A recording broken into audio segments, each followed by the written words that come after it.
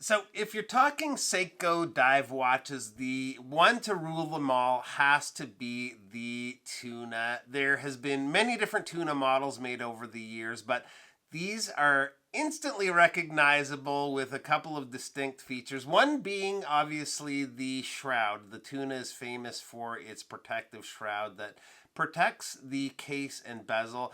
Another thing you're going to recognize right away, even from quite far away, is the size. These are very large, purpose-built divers. Today I have in the SBDX014 Emperor Tuna, and this is an amazing watch. A very cool diver from Seiko. This was lent into the channel thanks to Gem Bijou. Gem Bijou is a local authorized dealer for Seiko and many other brands. If you're shopping watches, make sure to check them out. I'll leave a link to their website, which is GemBijou.com, in the description below. So let's get right to it and take a look at the Tuna. Now, the Tuna is a watch with quite an interesting history dating back to 1975 when the first Tuna was released, which was also the first ever titanium dive watch. This model also uses titanium in its construction. The inner case is made with titanium. It is a monocoque case, meaning it's one piece, so no screw down case back to access the movement. This makes for less possible areas for water to penetrate and allows for the massive 1,000 meters of water resistance. The one downside is if you ever need to access the movement, you're going to have to remove, or at least have a watchmaker with the know-how to remove the crystal to access the movement through the top for servicing. The movement, by the way, is the caliber 8L35 beating at 28,800 vibrations per hour. It is a 26 joule movement with about a 50-hour power reserve. This movement is actually an unregulated and undecorated Grand Seiko 9S55. We've got a very nice fine winding action. Crown's very easy to use and grip.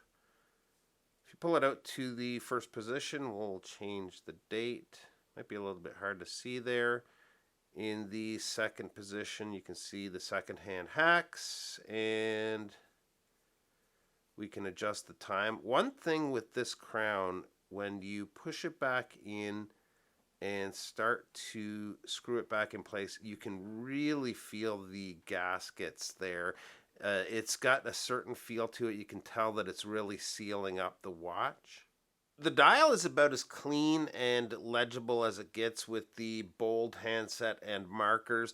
There is a fair amount of text down by the 6, but the gold color is quite muted, so it's not distracting at all. Between the 4 and 5 is the date. Nice look with the gold accents on the text and hands.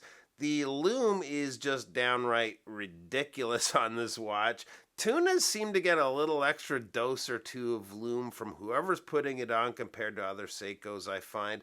I can't think of a watch that's brighter or long-lasting.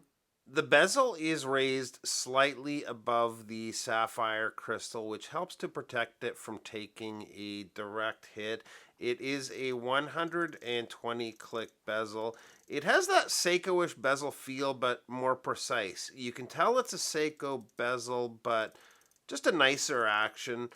I am not sure the material they're using for the insert. It's definitely not aluminum, but I don't believe it's sapphire either. If anyone knows, I'd love to hear in the comments. As far as alignment goes, it is spot on. Hard to say if that's going to be across the board on all of these, but this one's good. The case, again, is a monocoque titanium case in black. The shroud is a scratch-resistant ceramic. It's screwed to the case with these 4 gold screws, 2 on either end. It is quite a hefty watch with a case width of 52.5 millimeters. The tip to tip this way is just over 53 millimeters, which is your effective lug to lug, with how the lugs are kind of tucked in there on these watches.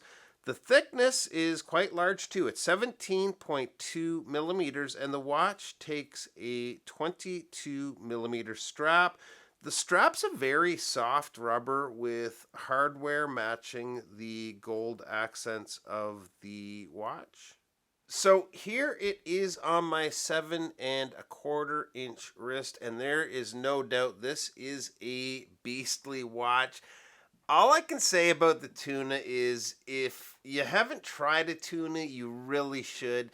It's a watch I originally looked at and thought was too big, a little on the ugly side maybe too, but after seeing a few in person, it kind of clicked for me. I actually hope to add one to my own personal collection later this year, so I think they're awesome watches, and I can't wait to get one of my own. So that's it, guys. Appreciate you stopping by for a quick look at the Emperor Tuna. Thanks, and we'll see you real soon. Bye-bye.